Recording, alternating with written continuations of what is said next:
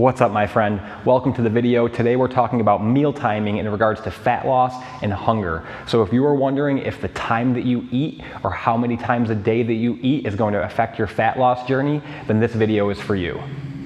First, we're going to talk about the fat loss side of things. And when it comes to fat loss, the only way to lose weight is to be in a calorie deficit. So for those of you that don't know, a calorie deficit is when you consume less calories on a daily basis than you burn. So that is going to be the number one thing, is that you're in a calorie deficit. And when push comes to shove, a calorie deficit is a calorie deficit. So it does not matter when you eat, and it doesn't matter how often you eat. That is really going to come down to convenience and lifestyle. So whatever works for you as far as when you get your meals in or when you consume your calories, that's what's best. That's what we're going to stick with.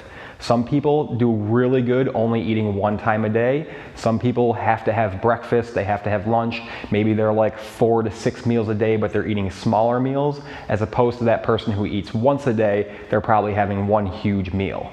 Which again, it might not work for everybody, but if it works for you, that's fine. That's what we're gonna stick with.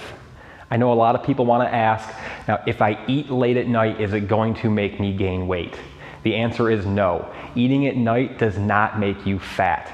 Eating too many calories, overeating, is how you're gonna gain weight.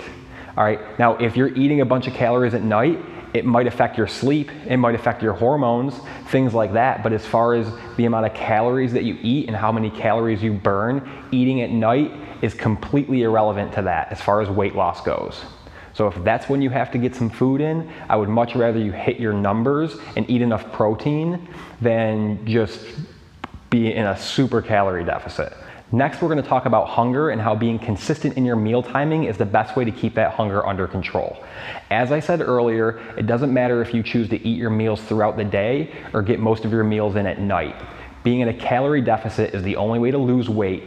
With that being said, whichever option that you choose, whatever fits your lifestyle best, you should stick with that and be consistent with that throughout your week. It's important to understand that hunger works on a regulatory system. So being consistent is going to help keep that system in check.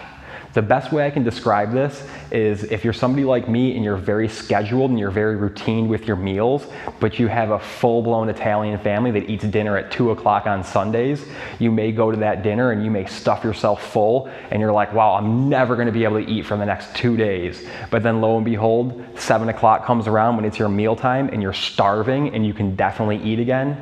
That's your body's regulatory system as far as hunger goes. So if we can keep that in check, if we can understand when we're going to be hungry, we set ourselves up for success. We can plan better. We can keep ourselves consistent. I hope all the tips in this video make more sense of meal timing, but if you have any questions, please feel free to leave them in the comments below. If this video was helpful, give it a like. Please subscribe to my channel so I can give you more information and help make your journey much easier. Thank you for watching. Take care.